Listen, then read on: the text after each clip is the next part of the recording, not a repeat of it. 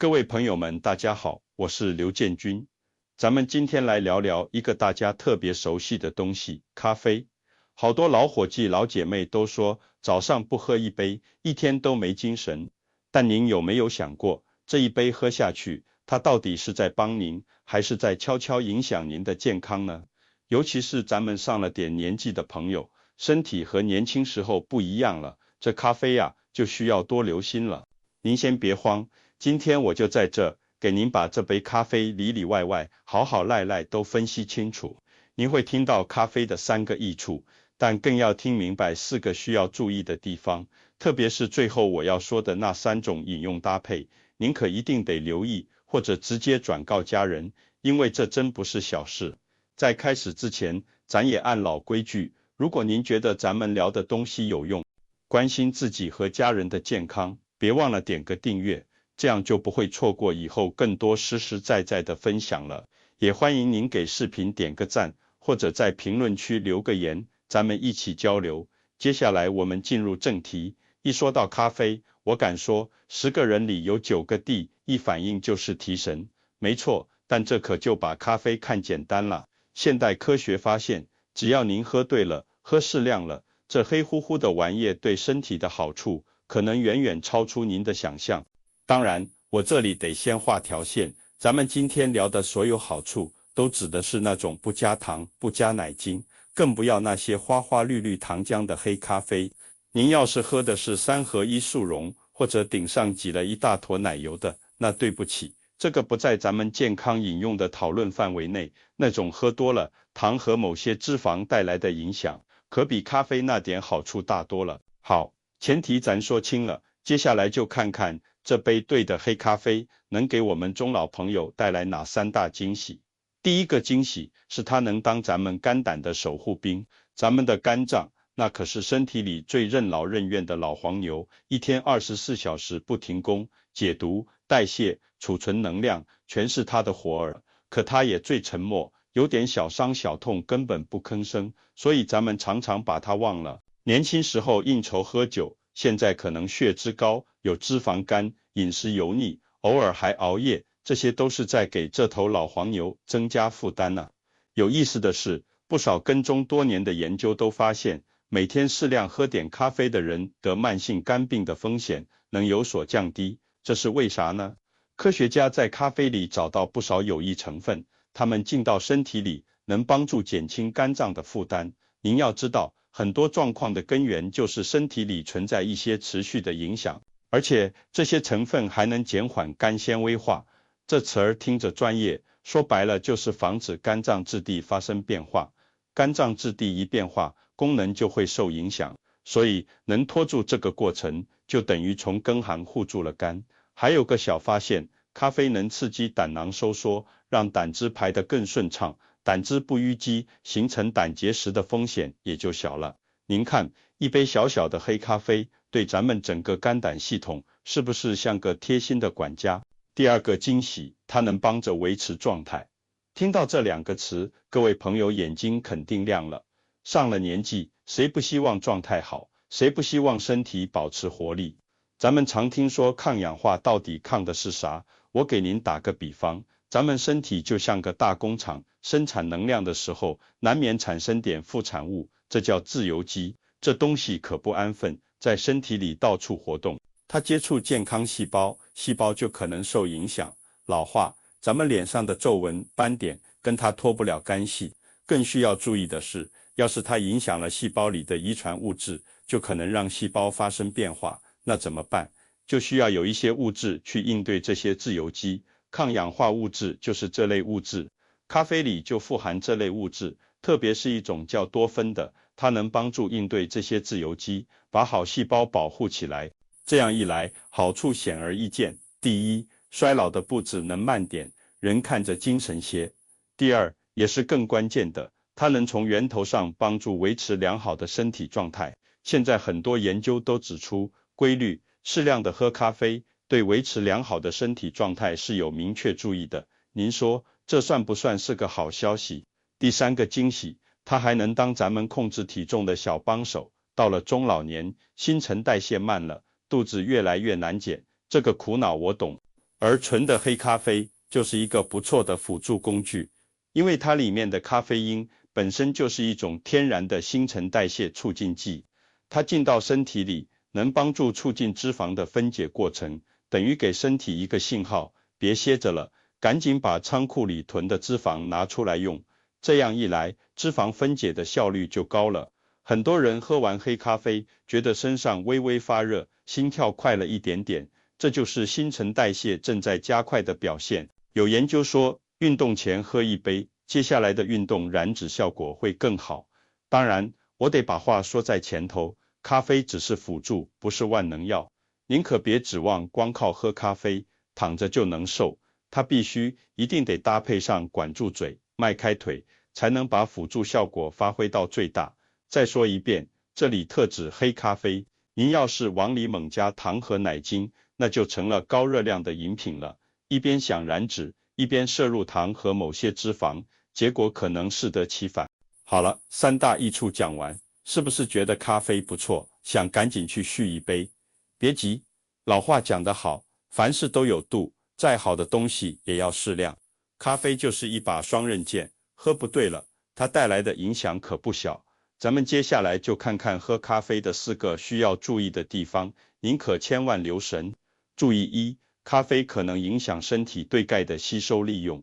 这话有一定道理，因为咖啡里的咖啡因有个挺厉害的利尿作用，就是让您老想上厕所。麻烦就出在这儿，尿排得多了，一些好东西，尤其是对骨头至关重要的钙质，也会跟着排出。年轻人抵制后，暂时感觉不到。可对于中老年朋友，特别是更年期和绝经后的女性朋友，这问题就需要注意了。女性绝经后，体内保护骨骼的雌激素水平下降，骨头里的钙本身就在加速流失。这时候如果再每天喝很多咖啡，就等于雪上加霜，这边在流失，那边还用利尿剂催着它更快的排出，这骨质疏松的风险可能增加了。骨质疏松最需要注意的是，它没感觉，不痛不痒，但骨头却在一天天变脆变空，直到某一天，可能只是轻轻滑一跤，弯个腰，甚至打个喷嚏就骨折了。尤其是髋部骨折，那对生活质量和寿命都是沉重的影响。那怎么办？彻底不喝了？也不是那么绝对。如果您实在戒不掉这口，务必做好2件事。第一，日常饮食多吃高钙食物，比如豆腐、豆干、小虾皮、深绿色蔬菜像芥蓝、小白菜、黑芝麻，食补比单吃钙片更重要。第二，喝的时候可以加一点鲜牛奶，做成拿铁。注意是鲜牛奶，不是奶精。虽然牛奶里的钙不一定能完全补上流失的，但总能补回一些，减缓流失速度，总比喝纯黑咖啡对骨头友好。注意2，咖啡可能消耗 B 族维生素。B 族维生素是帮助身体将食物转化为能量，维持神经稳定的重要营养素。缺乏时易疲劳、健忘、口腔溃疡、情绪烦躁。咖啡因在肝脏代谢中会消耗大量 B 族维生素，因此靠咖啡提神可能短期兴奋，之后反而更累，这是在透支身体。如果平时饮食不均衡，粗粮吃得少，或压力大，精神紧张，喝咖啡更需谨慎。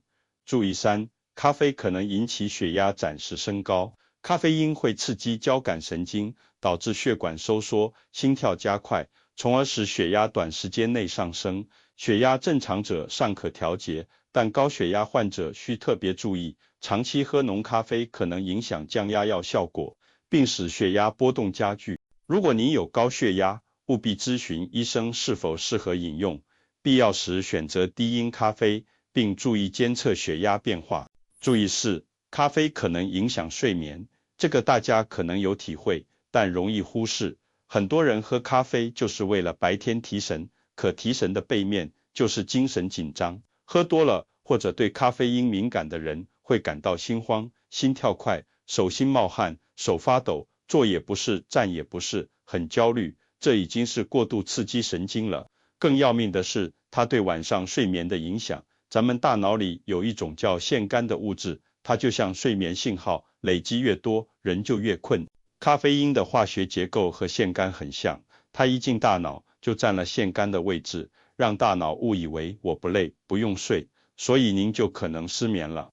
更糟的是，即使您睡着了，睡眠深度也可能打折扣，整晚可能都在浅睡眠里，没法进入修复身体的深睡眠。结果就是第二天起来睡了7、8个小时，还是累得像没睡一样。咖啡因在身体里代谢掉一半，大概需要4到6小时，所以我强烈建议下午3点以后最好就别碰咖啡了，特别是睡眠本来就浅，容易醒的中老年朋友，这个时间线一定要守住。好了，以上是咖啡本身可能带来的4个需要注意的地方，但朋友们，还有比这更需要留意的事，那就是咖啡的饮用搭配。有些东西单独吃、单独喝，问题或许不大，可一旦跟咖啡凑一块，那影响可能叠加。下面这3种搭配，请您一定记牢，自己也告诉家人朋友，最好避免。第一种需留意的搭配，咖啡配香烟。我敢说，很多抽烟的朋友好这一口，点支烟，喝口浓咖啡，觉得特别提神，有味道。朋友们，如果您或家人有这个习惯，我建议您尽量改掉，这简直是对心血管的双重影响。香烟里的尼古丁本身就会让血管收缩，升高血压，而咖啡因呢，干的是类似的事。当这2样东西同时进入身体，效果可能叠加。有观察发现，咖啡配烟时，人体的血管反应会比较明显。这种突然的、剧烈的血管反应，让心脏负担加重。长期如此，需要注意心血管健康。更需要注意的是，咖啡因和尼古丁在肝脏里代谢时，可能会相互影响。所以说，咖啡配烟对心血管健康有影响，这绝对是所有习惯里最该注意的一个。第二种需留意的搭配，咖啡加酒精。有些人可能听过一种说法，喝醉了，来杯浓咖啡能解酒，这不对，非常需要警惕。您想想，酒精对中枢神经是先兴奋后抑制，咖啡因则是持续兴奋，把这2样混一起，双重的兴奋作用会给心脏造成不小的负担，心跳会明显加速，血压升高，容易诱发心慌等不适，严重的甚至可能影响心脏功能。再者，咖啡利尿，酒精也利尿，会导致身体水分流失。2个利尿的东西一起下肚，身体水分流失会更快，水分流失会导致电解质不平衡，肝脏解酒能力下降。所以，咖啡不但一点不能解酒，反而会放大酒精的影响，让您醉得更厉害、更难受。第3种需留意的搭配，咖啡加浓茶。这个组合看起来温和些，茶和咖啡不都算常见饮品吗？很多人上午咖啡下午茶，觉得没事，其实不然。问题出在它们共有的成分咖啡因上。茶叶，特别是红茶、绿茶，也含不少咖啡因。如果您习惯喝浓茶，那量也很可观。一天之内，又喝大量咖啡，又喝大量浓茶，不知不觉就让咖啡因摄入量翻了倍。过量咖啡因的后果前面说了，就是过度刺激大脑，导致那种让人不舒服的亢奋、心慌、焦虑、手抖、坐立不安，晚上就别想睡好了。而且，咖啡和茶里都含有单宁酸，两者叠加，对肠胃的刺激也加倍。本身胃就不好的朋友，这么喝很容易胃痛、反酸、烧心，所以我建议您把这2种饮品分开享用，比如今天喝咖啡，明天再喝茶，给神经和肠胃都留点休息的时间。说了这么多需要注意的地方，大家是不是有点担心，觉得这咖啡干脆别碰了？朋友们，别怕，我今天讲这么透，不是要吓唬大家，更不是让大家戒掉咖啡，恰恰相反，我是想告诉大家一个最重要的道理，这世上没有绝对好或绝对坏的食物，咖啡也一样，它到底是养生水还是伤身药？关键从来不在咖啡本身，而在于咱们怎么喝，喝多少，谁在喝。只要掌握几个简单的原则，就能轻松避开那些坑，安安稳稳地享受咖啡的好处。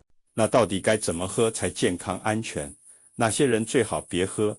咱们来看2条黄金守则。黄金守则1：喝咖啡，时机比什么都重要。绝对，千万不要早上起床空腹喝咖啡。我知道很多朋友有这个习惯，觉得这样才能唤醒一天，但这对身体影响不好。经过一夜休息，胃里是空的，胃壁很脆弱。这时候一杯又酸又苦的黑咖啡直接喝下去，里面的咖啡因和酸性物质会直接刺激胃黏膜，促使胃酸大量分泌。一次两次没感觉，长年累月下来，极易导致胃食管反流烧心，甚至引发胃炎、胃溃疡。而且空腹时咖啡因吸收特别快，对神经刺激也强，很多人会因此心慌、头晕、手抖。那什么时候喝最好呢？最理想的时间是吃完早餐后30分钟到1小时，这时胃里有了食物垫底，能起到缓冲作用。这时候再喝咖啡，对胃的刺激最小，提神效果也正好。记住顺序，先吃早饭，再喝咖啡。黄金守则2：认清自己。这4类朋友，请对咖啡谨慎对待。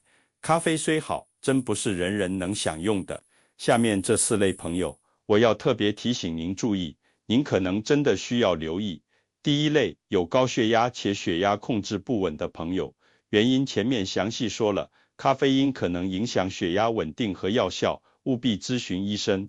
第二类，有严重胃溃疡、胃食管反流等胃病的朋友，您胃里本来就有不适，咖啡刺激胃酸分泌，可能加重症状。第三类，更年期及绝经后的女性朋友，这个群体本就是骨质疏松需要注意的人群，咖啡可能加速钙流失，如果非要喝，务必额外多补钙，并优选加鲜奶的拿铁。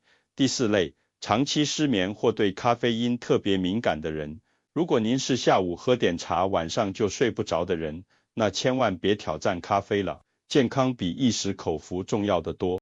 好了，各位朋友，今天咱们聊得挺尽兴，关于咖啡究竟是滋养还是负担，关键还在于我们如何智慧的享用。为了帮大家更好的记住重点，咱们最后再把核心内容梳理一遍，您心里有数，就能喝得更踏实、更安心。第一，常记咖啡3大益处：滋养守护、辅助调节、助力活力。日常适量饮用，有助于呵护肝脏健康，其天然抗氧化成分对抗衰老，维持良好状态有积极作用，还能在饮食均衡的前提下辅助维持健康体重。第二，留意4个潜在影响：平衡营养、稳定状态、守护睡眠。长期过量饮用可能影响钙质与 B 族维生素的吸收利用，对部分朋友可能干扰血压平稳，更可能悄悄影响宝贵的睡眠质量，关键在于适度与因人而异。第三，牢记3种谨慎搭配，这是守护健康的重中之重。咖啡与烟同享，加倍影响身心；咖啡与酒共饮，增加心脏负荷；咖啡与浓茶同喝，可能加剧不适，影响胃肠。这3类组合，建议尽量避免。第四，守住2条安心原则，选对时机，看清自身，尽量不空腹饮用，早餐后半小时左右较为适宜。同时请留心，如果您的血压控制不稳，胃部状况欠佳，正处于更年期阶段或容易失眠焦虑，建议根据身体感受减少或暂停饮用。咖啡香醇，健康无价。希望今天的分享能陪伴您把每一杯咖啡都喝成舒心、安心的暖心饮。如果您觉得这些内容有帮助，欢迎点赞、关注，也欢迎分享给您身边爱喝咖啡的亲友，让大家一起喝得明白，喝出健康。咱们下期再见。